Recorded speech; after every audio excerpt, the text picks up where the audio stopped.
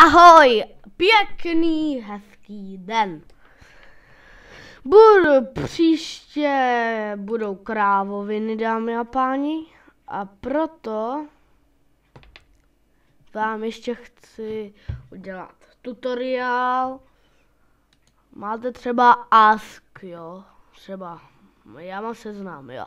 A právě teď vám ukážu, jak si nastavit seznam. No, sjedete úplně dolů, dáte nastavit seznam jako domovskou stránku. Jo, kliknete potom na ikonu, dáte možnosti v internetu,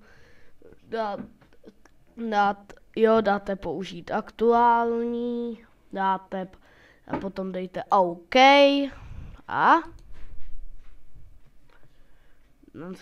nastavíte si seznam a je to tam. Hezky, pěkné, vyčte, tak se kouknu jenom na tohle. Je to právě že dobrý pro